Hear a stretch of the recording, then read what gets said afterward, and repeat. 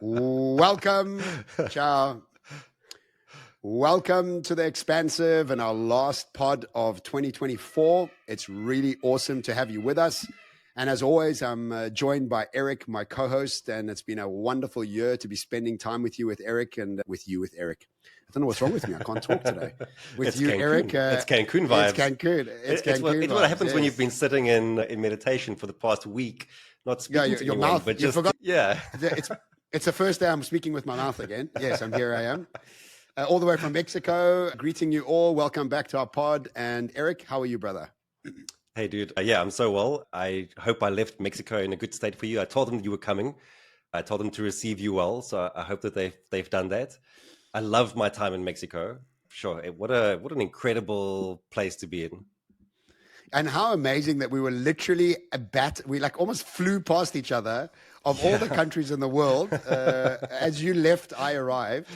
Mexico is full of warm, engaging people, just like their weather in many ways. Just such a fantastic place, man. So great. It's my 7th time in Mexico, and I just don't want to ever stop coming back here.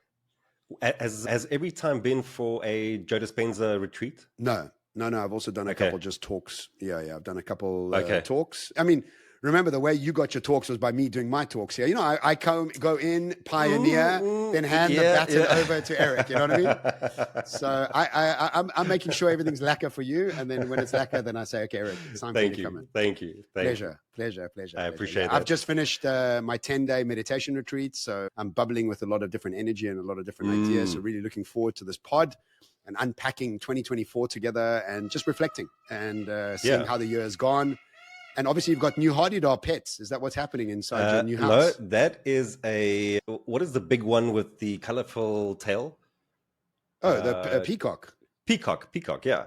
It has decided to create its little nest right next to our house.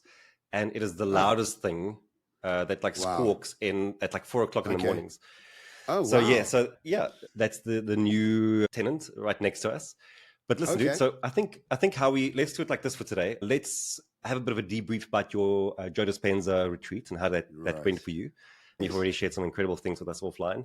And then let's do a little bit of a recap of 2024. I have some stats for us about the pod that we can chat about.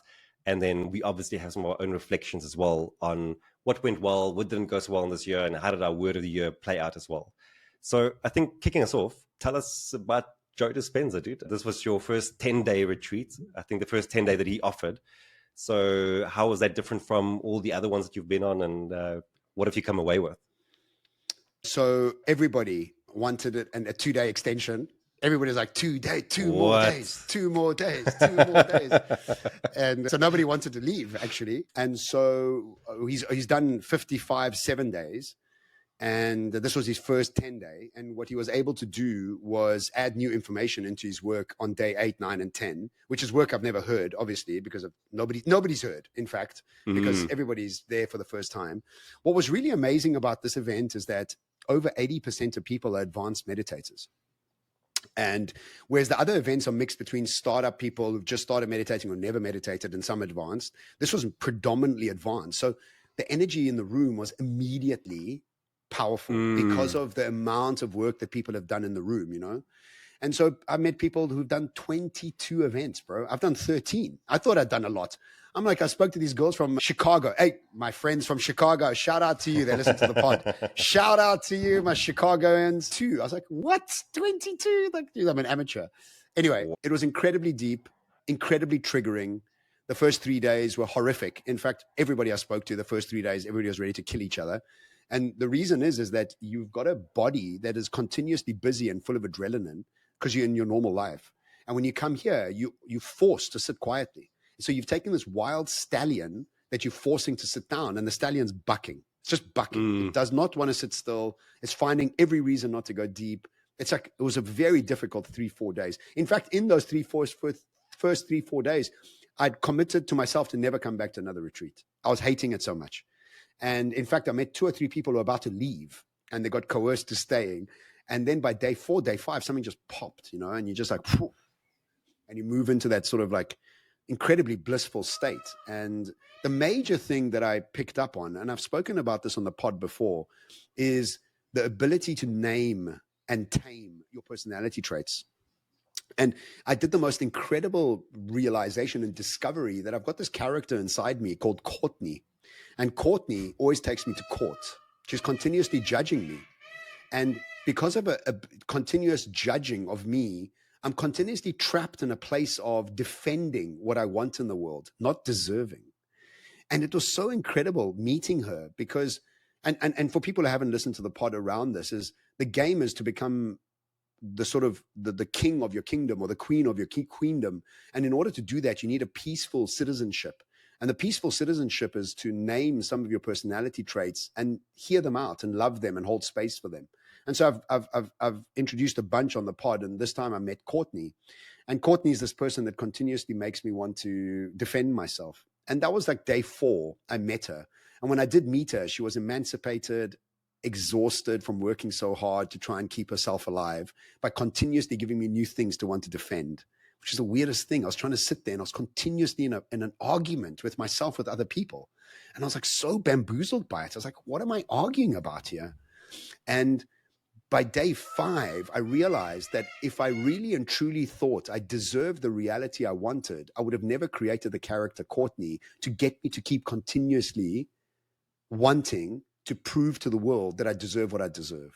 So if I say that again, I didn't truly believe I deserved what I wanted in life. So I created a character to keep asking me why I think I deserve what I want and then keep defending myself. You realize? Like how our psyche plays that game based on a lack of worthiness. Jeez. like, and you know me, Erik. I mean, you know me better than most people. And I'm very ambitious. I'm very goal driven. I'm very active. And meanwhile, in that activity and ambition and hours of meditation a day for years, I had a character inside me I had no idea about. I had a lack of deserving that I had no idea about. And only by sitting still for 10 days does it show up. Why?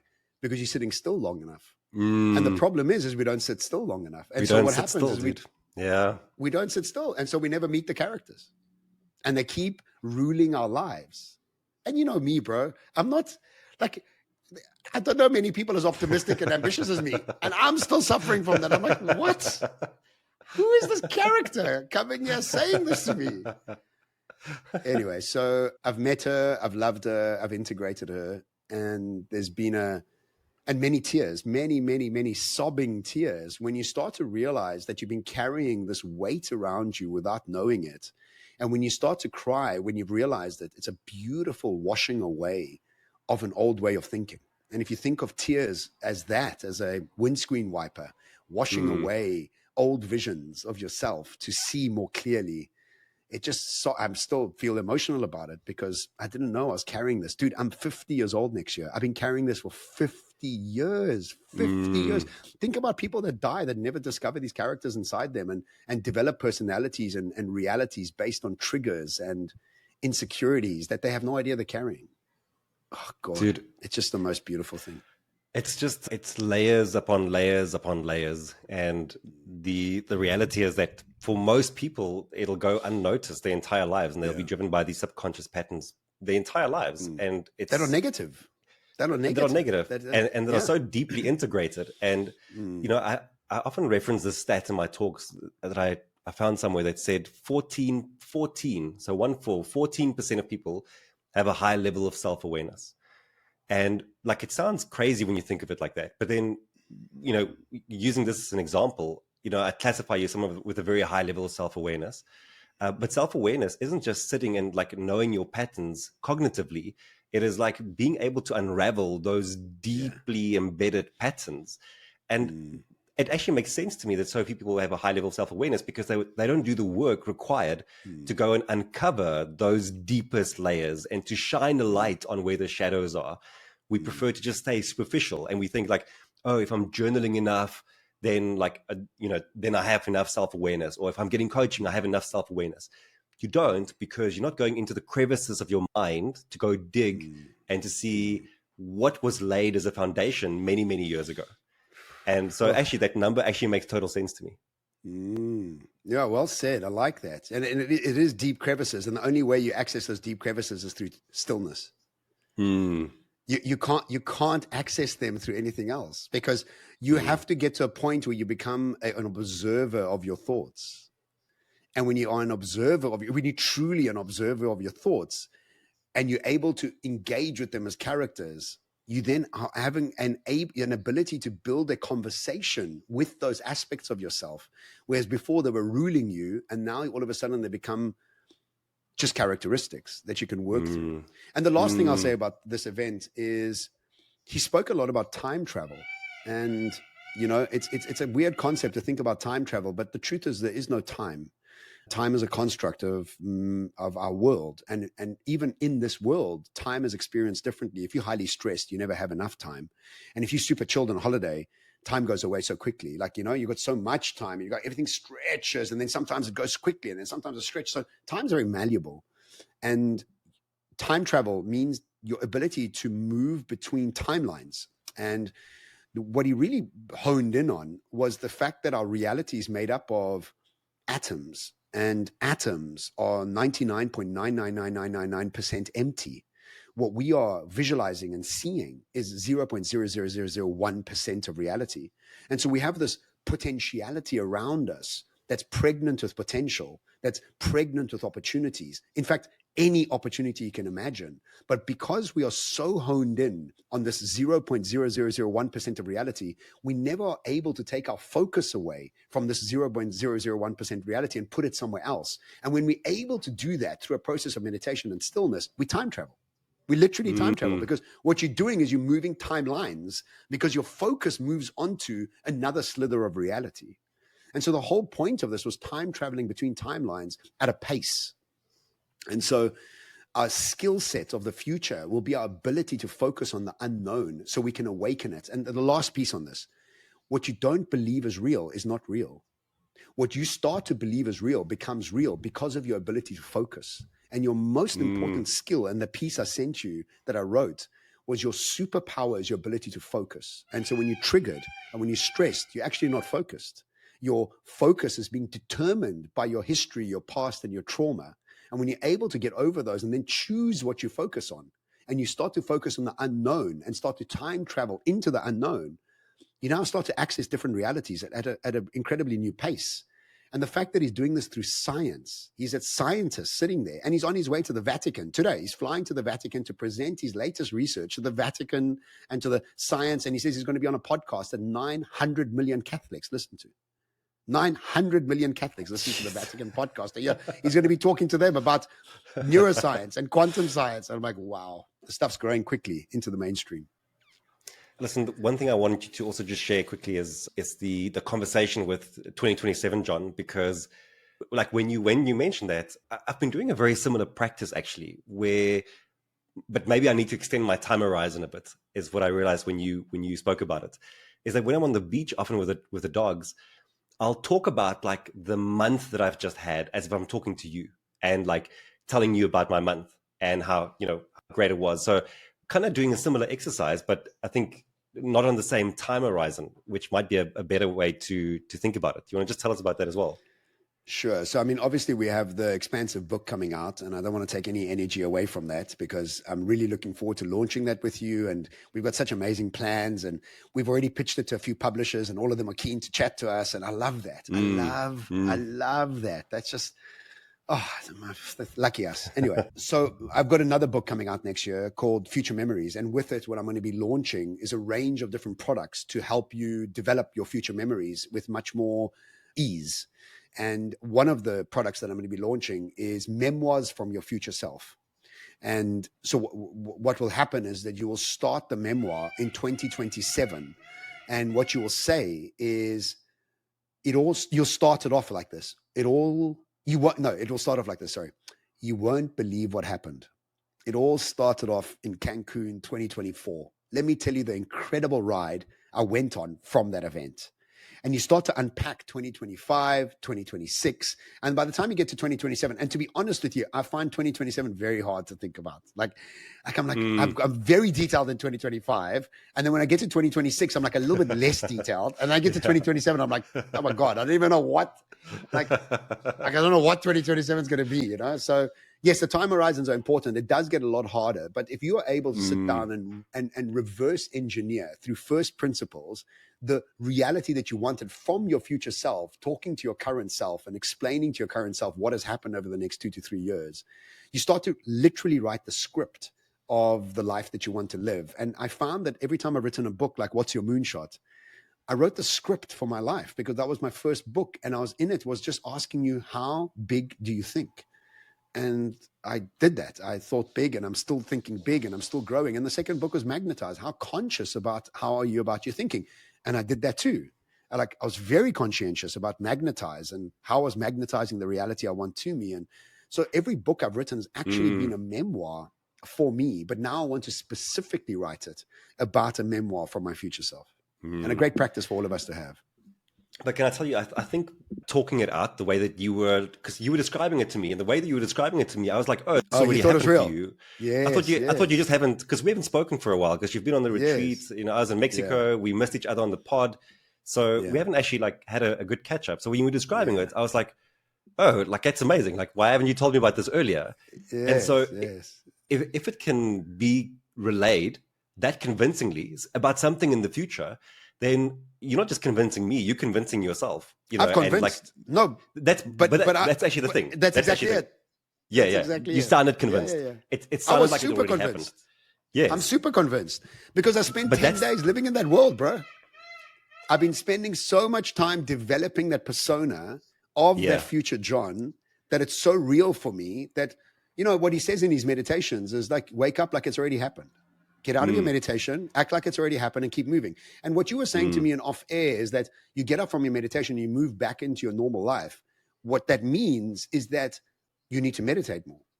That's all it means. It means you haven't spent enough time in that timeline reality because it's not become habitual to you to think like that yet. So it's like saying like, I'm not fit enough. Well, how do you get fitter?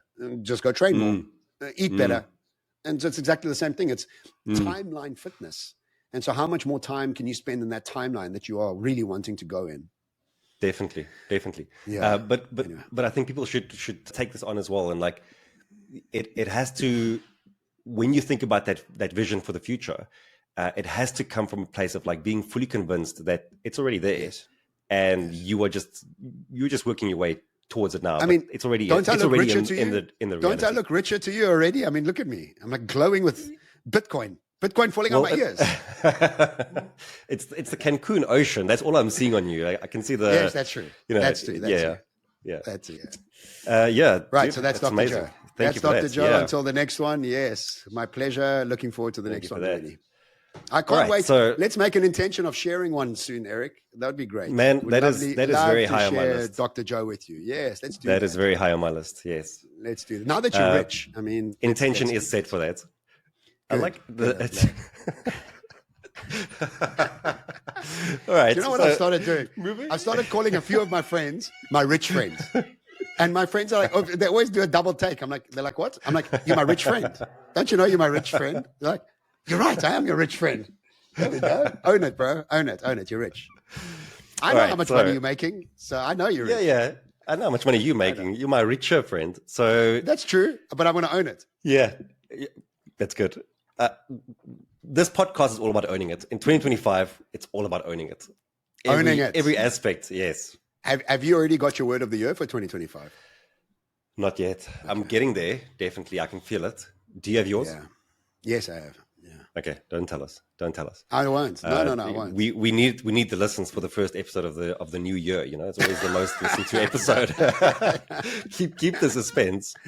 No. Yeah, but I'm very clear on what it is already. Yeah. Good. All right. So let's do a quick recap of 2024, and I want to kick us off with a few numbers from the pod. So obviously, it's been a great year for the pod at a high level.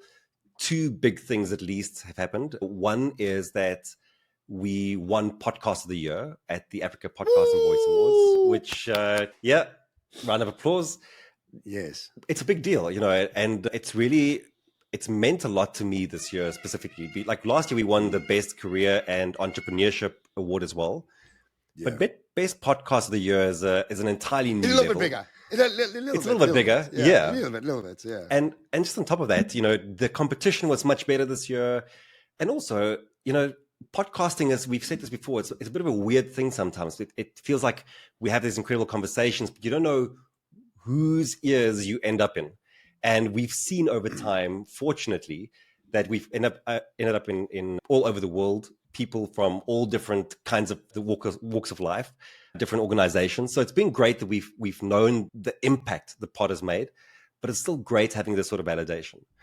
So the podcast of the year was obviously a big one. And then secondly, at a very high level, we've finally written that book. And it's a very modern book. The way that you articulated so well previously was that it was 9,000, actually like 9,500 minutes of audio that have been captured through our conversations, distilled down by a copywriter, and then augmented through artificial intelligence. So really a very modern book that we are putting out. And I'm so proud of that effort.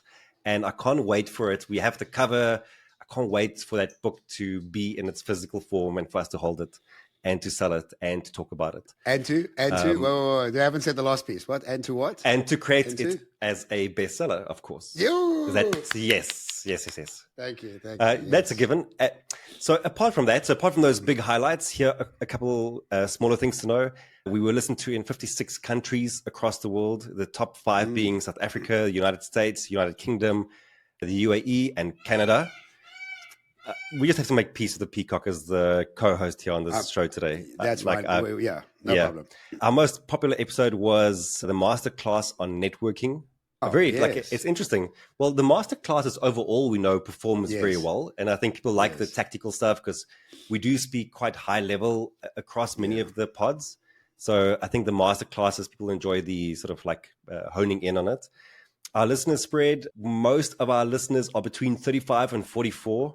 6% of our audience. The next range is 45 to 54, and then the smallest is 25 to 34. So we need to grow our young listeners, do more TikTok dances to get them on. And of course, next year, yes. An average rating of 4.8 for the pod across all the different platforms like Spotify and iTunes. So listen, I mean, I look at this and I just go, it's been another amazing year for the pod. We are 5 years in, you know that? Sure. Like unbelievable. It's mind blowing. 5 years doing one form of content. It's like I don't think I've ever done anything that long. I don't think I've ever spoken to anybody as much as I've spoken to you, bro. Like, I mean, we continuously speaking to each other. That's insane. Fantastic. What a win. Yeah, so high level. That's what the pod did for the year. What are your thoughts just on what I've just shared with you? Thank you so much for sharing them. I mean, obviously you're the stat guy. I never know what's going on at the pod. You always like send me like details, like check what happened here. I'm like, wow, that happened? That's amazing. In all fairness, this time it was Rob sending it to me. This wasn't my effort. Fair enough. Yeah, sure. Look, I'm just very grateful to the listeners. Thank you so much for joining us every week. Thank you to our sponsors. We even started to get some sponsorships this year from Investec and like a whole bunch of really great brands. So thank you so much for that as well. And just we evolving, we're trying new things. The book is a new thing. A new format that we've kind of done 2 or 3 times only is also something new that we wanted to trial out, and we'll continue doing that as we move into 2025. I think the challenge that I've had, Erik, is that we've been so busy. And, making the time to connect and to actually do it between time zones and finding unique things to talk about has been a real challenge for me. And I've been kind of upset with myself for not prioritizing it more. I sometimes think like even you and I haven't been on the pod together for so long. I don't like that, And when I think of a Scott Galloway and these other guys, they've got busier schedules than us and they're making the pod work. So I think the commitment to me for 2025 is to really just do more, be more fastidious about it and just be better at it. We want the pod to do better, and I think we have to show up better. And maybe I'm just speaking to myself, but I need to show up better and I just want to do better. So thank you so much for this year. But, another year, another big one, 2 books being launched, obviously one with TheExpansive, and just a lot more growth ahead of us. And as I move more and more into the American market, hopefully we can open up more and more markets for the pod, and also with you doing more international work, that should also start to happen. So I think we got a great trajectory ahead of us, and 2025 looks promising, and we need more of a commitment from you and I. So that's kind of how I feel. How do you feel?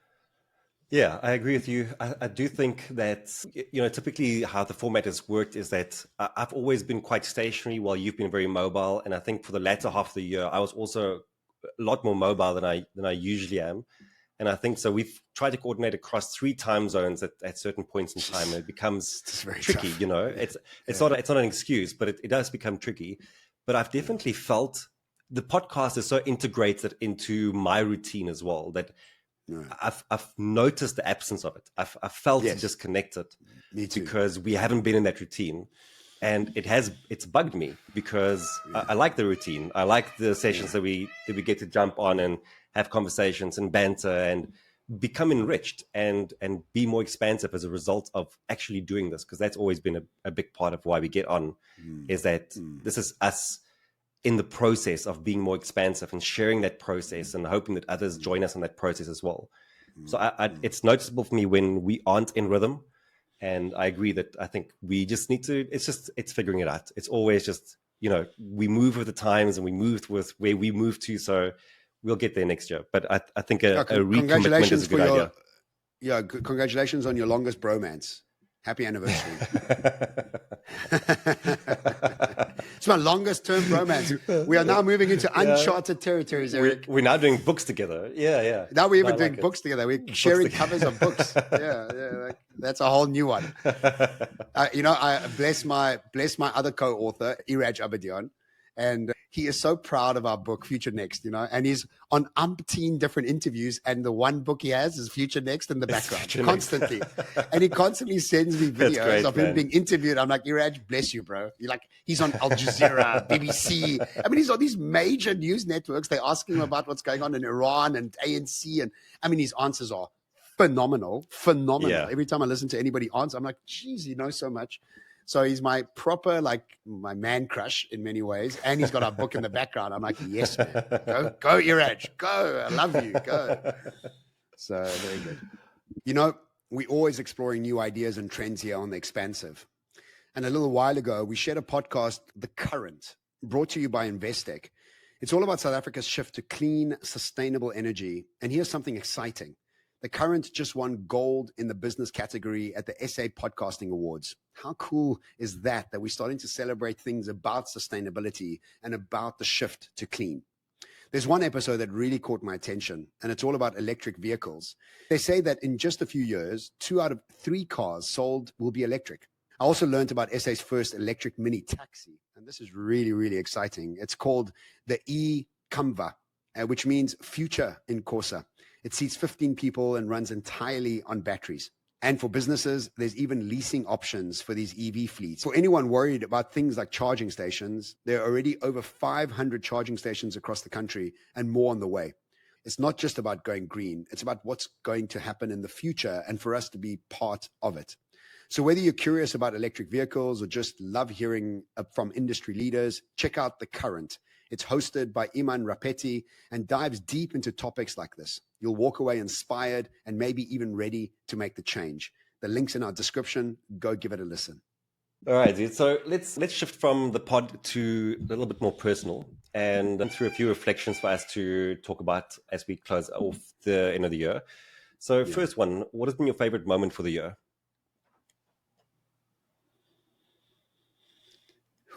Very difficult to talk about one moment. I think what comes to mind is I was traveling. I don't know where I was. I think I was in Switzerland, or I don't know where I was, but Shams messaged me, who's my left brain and the business manager. And she said, John, do you know we've hit 60 keynotes today? I was like, what? She's like, yeah, today, this is the one you're about to do is your 60th one. I'm like, wow, what? We only in October. We've already hit 60? It's like, yeah, congratulations. I was like, my God, I can't believe it. Last year we did 52 the whole year. And this year we did 60. And it was just such a milestone. And also the milestone was so surprising. I wasn't tracking it. And also sometimes when you send me the stats of the pod, I'm just so delighted. And it's those delightful surprises that I wasn't measuring that hit me. And I'm like, oh my God, what an absolute delight and joy and surprise. So I think that would be the first one. And the second one is, I've bought my own place now in Dubai, and I've had it's my own place for the first time actually the last time I owned a property was 2009. I've just been renting since then. And now that I've bought my own place, there's a very different sense of belonging. And even now, just you see the sigh I have, it's a beautiful feeling that I have a cocoon that I can recharging. And it was, I met this lady at a Dr. Joe, and she said to me, she's a Feng Shui master. And I was saying to her, like, what about nomadic people? How does Feng Shui work with nomadic people, you know? And she said, it's amazing that you're nomadic and enjoy it. But remember that all the things you're asking from the universe and from God, where they're supposed to deliver it if you don't have an address. Sure. And I was like, wow, that's like so deep. I didn't realize how important that cocoon is. And so I think that the milestone of reaching 60, and we've closed off on 78 talks for the year, and having my own home this year, going into my 50th year next year, I feel very, very grateful, and I'm very, very settled and grateful for the next sort of James Bond years, as I call it. I'm about to move into my James Bond years. So both of those really have been amazing, amazing reflections for me. Thank you for asking. Tell me about yours. Yeah, I think the grounding is so important for you, you know, because I almost have this like vision in my head, like even when you think of like shepherds back in the day, like they would move their flock across like vast places, but they always come back to like a, you know, like their home ground. Yes. And so I think that's going to be very good for you, having that grounding. Joe, just congrats, dude. Jeez, like it's been a huge year for you, you know, like it, and it's always, I send you these voice notes to tell you how incredible it is to be a part of that journey, but also to witness the journey and to also just, you know, I get to, like in our conversations, I hear a lot about the processing and the internal work that you're doing and the ambitions that you have and the goals that you're setting and maybe things that you might not always mention publicly. And I see all of that and the effort that goes into creating this reality for you. And I'm very proud of it, man. And I'm very grateful to be a part of that journey as well and to get to see it and to learn from you in the process as well. Thank you. Appreciate that. Yeah, I have a very like specific favorite moment for the year, and it's not just because of the recency, but like my trip to Mexico was really a highlight for me in a few different ways. Yeah. But I think that the thing that I loved the most about it was taking Danica with me, and how cool. I've been, yeah, you know, like from the moment that I thought I want to be a speaker and I want to be able to travel for speaking, one of my first thoughts was I'd love to be able to do that with her and to have clients that hire me, that pay me a lot of money to come and speak for them. And I get to take her with me and we get to experience the world through my speaking, you know. And we did that once before, which was in Zambia for Discovery. Bali? Didn't you? No, she didn't come to Bali. No, she came to Zambia. We went to Vic Falls. It was just before the COVID hit. And then after that, we haven't done anything like this. And then obviously Mexico came around. She was going to come to Bali, but we decided not to do Bali. Okay. Santo Domingo was too quick, but Mexico turned out to be perfect. And it was just so great to have her with me and to be traveling with her. And in between talks, you know, we were able to go and do things together. And even just having her come with to client houses, like for lunches and suppers. And I loved two things. I loved the experience with her and doing it with her. And secondly, it was also just such a reminder again that like what you set your mind to becomes reality, because this was an intention that I set many years ago that I wanted this sort of life. And then it's so easy to get into that life and not even realize that you're there. And so during the trip, I had this aha moment where I was like, this is literally the life that you said you wanted to create. And here you are. And don't forget that this is the power of what creation is about. So yeah, I also think one thing you can add to that, Erik, is if you on an international tour, bro. Like, don't forget that. You know what I mean? No, dude. That's like she was watching you firsthand live out your dream of being on an international tour on the other side of the world, being celebrated by people that don't even speak English most of the time. They only speak Spanish, and you're there being translated. I mean, that's a huge. You're so far from home, so far from your normal world. You know. So congratulations. Yeah, and I felt like I belong. That was a very important part for me. Is the, you know, no imposter syndrome. Yeah, no imposter syndrome. Yeah, know that I can deliver. Know that I'm there for a good reason. So yeah, it was incredible. All right, so that's well done. That Congratulations. Is, and I saw Danica. It was so funny, so funny. I wish you had made more videos like that. Danica getting drunk in the pool on margaritas while you're going to go work. And she was so coy with the camera. And I was like, I don't think I've ever seen Danica drunk, to be honest, or tipsy, whatever she was. And the way she was like dancing and like being shy from the camera, but like, bye, I'm going to have fun while you're working. It was a great video. I loved it. It was like my favorite video of you. Really cool. I loved it. So much fun. And as you said, also that water in Cancun, dude, the water in Cancun, what? The water is unbelievable. It feels like a blue highlighter. They've taken a blue highlighter, they're like highlighted the water. But doesn't it also just like, it feels like velvet against your skin? Oof. No, it's wonderful. It's incredible. No, it's wonderful. No, wonderful. All right, let's talk about the biggest challenge for the year. What has been yours? My biggest, I mean, this is a double-edged sword, really, is being booked for talks and then getting a request to go and speak somewhere for triple the amount of money at another event, and I can't say yes.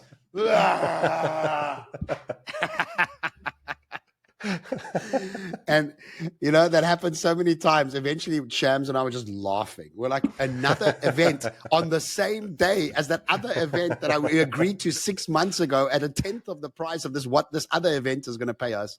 So it was very challenging to keep saying no to hundreds of thousands of dollars. I was like, yeah, whatever. That's what happens. I can't split myself into two, right? So that was very challenging for me, because I really had a couple coaching sessions about it. I was so angry. Like, I was angry with I don't know why. I was like, I'm saying no to hard cash because of some dumb event I agreed to 10 months ago. So it forced us to up our prices. Like, that's what we've done for the next year, is we've just upped our prices, and it's the best problem to have. I was actually had a very long conversation with my agent in America, and she said, look, this is a wonderful problem. This shows the next layer is now necessary for you to jump into. And so, yes, I mean, I'm being facetious. That's not a real challenge, but it was a challenge. You know, it was very difficult to do that, and figuring it out is something that we really focused on for next year. So, that's what kind of comes top of mind at the moment. Yeah. For you, it's a kind of like a humble brag challenge. I'm looking for like a more challenge. I'm not trying to be a humble brag, but I promise you, I took a lot of strain because there's a lack of gratitude. You know, and there's a lack of gratitude for already having a gig that's already paid you, and now you're upset about it because there was more. It's like greedy. Like, my challenge was my greedy self. That was my challenge, and it's a real challenge, because I was coming up against myself. I wasn't getting over myself. I wasn't being grateful for it, and I was frustrated with that. You know, so yes, it is a humble brag, but it was difficult, bro. It really was difficult in some way. You know what? I get it. Yeah. You know. Yeah. Sorry, I don't have another one top of mind. What about you? I'll think about it. You go ahead and maybe another one will pop up. All right. Yeah. So my biggest challenge was, it's a tough one for me, but it was learning to live without Axel by my side. Oh, flip. I knew that was going to come up. It had to feature, dude. Damn it. Yeah. So this has been so for those of you who don't know, who've not listened to the pod before, Axel was my first dog that we had, and he passed away, soul dog. And he passed away last October, so 2023 October.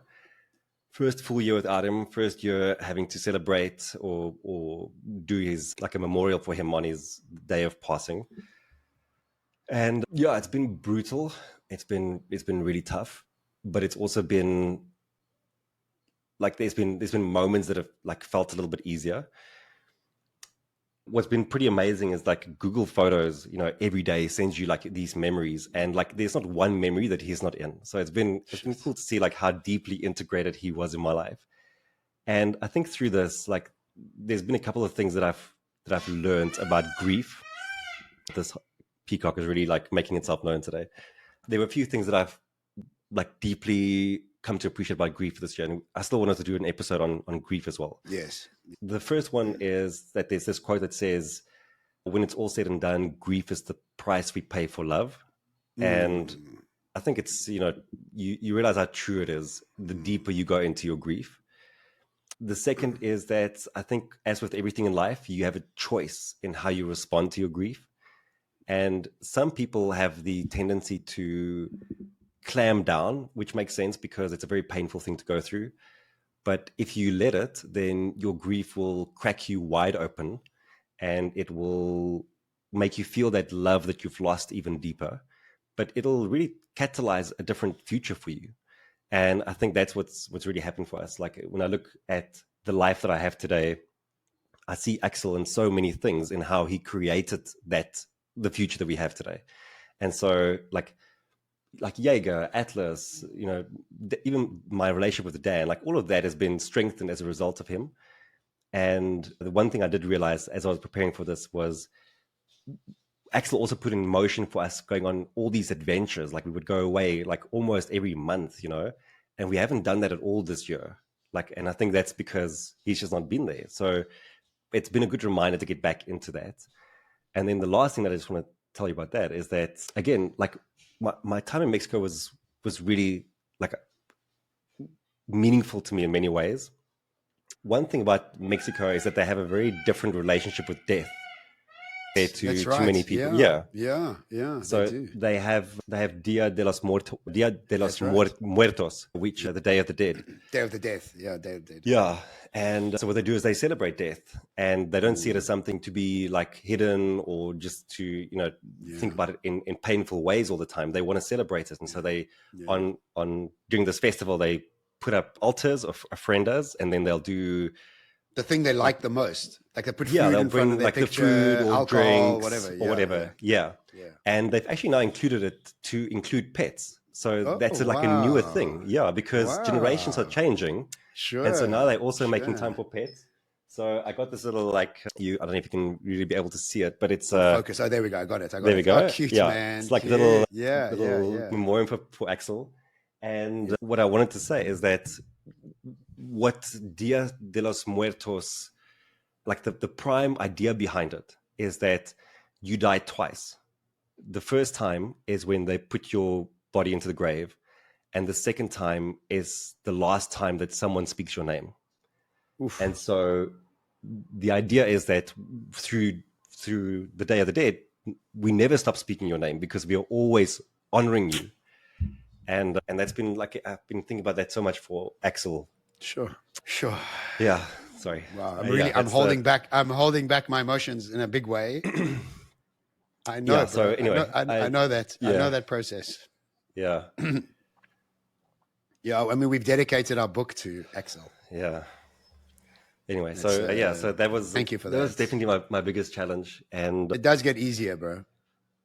Yeah, it does get easier over the years. It does get easier, but the grief isn't something to wish away or to try and get through as quickly as possible. It's actually of course. Yeah, I've come to appreciate it for the connection that it creates between what is and what used to be, and also the fact that through certain offerings and honorings, you get to keep people with you and pets with you, and of course. All right. You know, in my in my new house, I'm putting a cork board up and a big whiteboard. And on the cork board, in one of the meditations, I was thinking, what am I going to put up on the cork board? And the first thing I thought about is a picture of Superdog. And then I thought the second picture I want is a picture of Bean. And then I realized the third picture I want is of dog. So when I'm making that cork board, it's all the dogs I have in my life and all the dogs I've had in my life. And I was like, my whole cork board is going to be all the dogs and the relationships of dogs I've had. Yeah, brilliant. And that just came to me in a relationship. I mean, in a meditation. I was like, yes, man, that's my cork board. Brilliant. It's dog-focused cork board. Yeah. So bless those doggies. Bless all of them. I love every single one of them. They're little precious little sentient beings. So listen, last one. Tell us about your word for the year, or what your word that was for the year for 2024, and how do you think that ended up playing out for you? Yeah, so my word for the year was rewilding.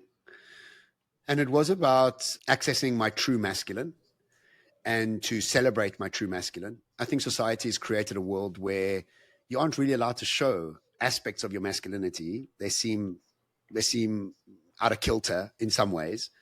And I think just being sort of optimistic sometimes triggers some woke people because they want to stay in their drama triangle and their victimhood. And, you were part of one of those sessions where I had the woke mob going after me by saying, don't be a victim to your past. Oh, no, that's not allowed. We must all be victims to our past. Oh, please, get over it.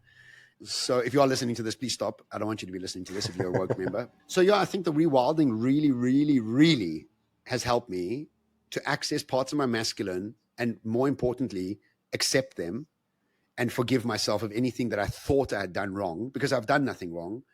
But the judgment of self caught me, was continuously judging myself of any of the actions I had. And so really being able to accept and connect with my masculine, doing the Tantra workshop at the beginning of the year, accepting myself at deeper levels, not just in sexuality, but of my masculinity in many different ways, of how I express my masculinity, how I'm proud of my masculinity, how, I was actually making a post. I've become really good. Two friends in the retreats, Remy and Marco. We've been together at a bunch of different retreats, and we've become really good friends at this retreat. We're really connected. And I was making a post about the time I've spent with them, because it's been so deep and so awesome connecting with these guys. And the post that kind of is bubbling in my head is, in order for us to become the men that we dream to become, we have to be playful and childish like the boys we used to be. And in order to be like you engage that playfulness of the boyish you to access and give permission to this dream man that you want to be. And it's exactly that, because we laughed and we cried and we stilled and we were angry together and we were joking that we want to shoot half the play. I mean, we're just having fun, just joking around. But ultimately, accessing the masculine, accessing this conscientious, open-hearted, powerful, boundaried, optimistic man that the world requires. And I think the word rewilding really gave me that permission and that reminder to keep going back to my masculinity, keep accepting it, keep forgiving it, and keep celebrating it. I think for men to be men need to be around men. Like that brotherhood aspect is so like it's so important. Sure. But I love what you said about for men to be men, they have to play like boys again. Yeah. I think that's why that brotherhood thing is so important, is because it's often when, like, if you go on a golf tour, for example, like it's a very different energy. Like when it's just a bunch of guys having fun, and I'm not talking about like the ones where you like just like drink and like, but you're playing golf together and like you're having fun. Like there's a different connection that emerges from that sort of. Yeah. Okay. I really like that. So I'll just. Yours was new. My word for the year was new, and geez, did it deliver? Travel to new countries to talk, move to a new house, launch new keynotes, writing a new book. Because I also have a new book coming out next year. Working title is still Age of Change for now. So we'll both have 2 books coming out next year. Nice. New formats for the pod, new awards, new approaches to personal growth, new coaches, new heights in my business. Yeah, listen, I mean, it's definitely a word that delivered over and over. And I remember very specifically when I was setting the intention for it, I was feeling stuck. It felt to me like for a few years I've been doing the same things and I was getting the same results. And it just proved to be true. And the moment I started thinking about, well, what are some new things to introduce across my life, not just in my business, it started to shift. And I guess that's what we always kind of say, is that the thing that you're looking for is somewhere in the unknown. And the only way you get to the unknown is you have to leave the known. You have to leave where you are, which can be difficult because it's so comfortable where we are. And I don't mean that in a comfort zone point of view. I mean like literally like our minds are just so at ease with where we are, and it's so difficult to see new patterns when your mind is occupied with existing patterns. And so I guess this year, like what has been great has been actively pushing to try new things, but also just really cultivating an openness to change and not just judging things as they come up, because I think that's what often happens is we see new opportunities, we judge it good or bad, or like yes or no, instead of just being a bit more curious and just sitting with it for a bit longer. And this year I've been better at doing that. So yeah, it's been a great word. I'd say the only other word that has been more powerful for me was dangerous, because dangerous is so closely tied to the book, and I was really living that. But this has been a really powerful word and good word for my year. I've had a few people comment that you've changed. I feel changed, dude. Yeah. I feel changed. A few people have commented that you sharing differently. And I also think because you're also more successful, and your success is showing as a reflection point to the work that you've done. And I have been telling you for many, many, many years to go more into your heart and less in your mind. And I think your journey with psilocybin and your journey as a Cape Townian, becoming more and more of a hippie, has helped you access your heart more and more. Just offline, Erik was telling us his schedule for the next few days, and it's all hippie dippy things. This Joburg boy has now all of a sudden going to wear he's going to start wearing sandals, growing his hair. Next year he's going to have long hair, and he's going to change his name to Eriko Nico. And the hippie dippy is here, accessing his heart. Good for you, Erik. Good for you, bro. Congratulations. Awesome. What a great pod. Thank you for that. Yeah, my pleasure. Thank you. It's been a great year, Erik. I love you a lot, and I really appreciate our friendship. I appreciate this pod and appreciate your patience in getting things done. Sometimes you're lazy, and I know this because your wife was going to fire you as well, so I'm not the only one, so I'm with Danica on that. But you take your time. I'm not going to call it lazy, sorry. Listen, I think we take our time on different things. Yes, that's true. But overall, it's always fun. It's always loving. Your ability to witness me and to celebrate my wins is, you're one of the very few people. You know that. When something big happens, I'm like, you're the first person I call, because it's a little bit of a show off if I go tell other people. It's like weird. I can't like write it on social media. I'm like, guess what I just earned? Like, that's not gonna work, you know? So thank you for holding that space for me, and thank you for witnessing me as a brother, you know, not somebody who's competing, but just celebrating it. And so I wish for more of that for 2025, and thank you. Yeah, and thanks to you, dude. I don't know, you know, how we've gotten 5 years into this. It's incredible to have had the energy, especially because we initially said that the moment we feel like we're bored with this, and we were quite honest about it, that we'll just stop. And there's been no stopping. It's only been getting bigger and better and more experimentation. And I think ultimately it is because it comes from a relationship where there's really just good intentions all around, and we banter and we give each other a bit of stick sometimes, but it's all in service of still wanting each other to succeed. And it's been great to refer some gigs to you this year. So it's been my pleasure. No, It's been my pleasure. It's been my pleasure. It's been my absolute pleasure to do that for you this year. Listen, whether those gigs landed or not, that's a different story. That's a different story. If you can't close them, that isn't on me. My job is to send them to you.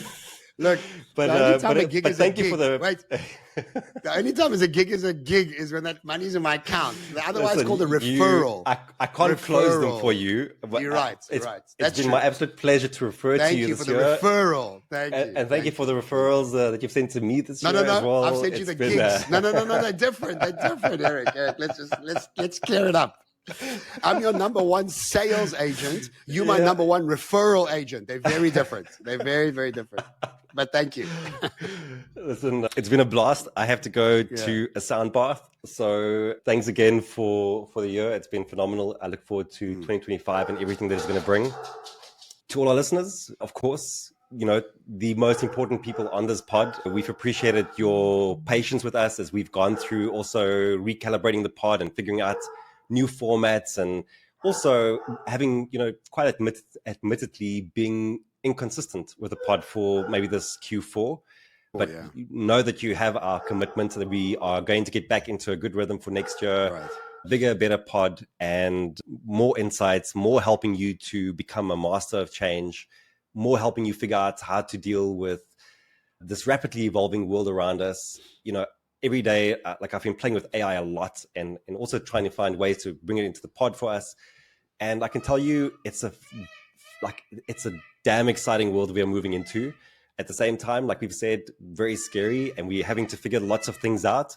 And we are here to help you make sense of it. And that really is our mission for next year. So yeah, thank you for sticking around and for entertaining us in your ears. Thank you so much, everybody. Until next year, have a wonderful break, and make sure you recharge and recalibrate yourself, because 2025 is going to be wild. Until then, ciao.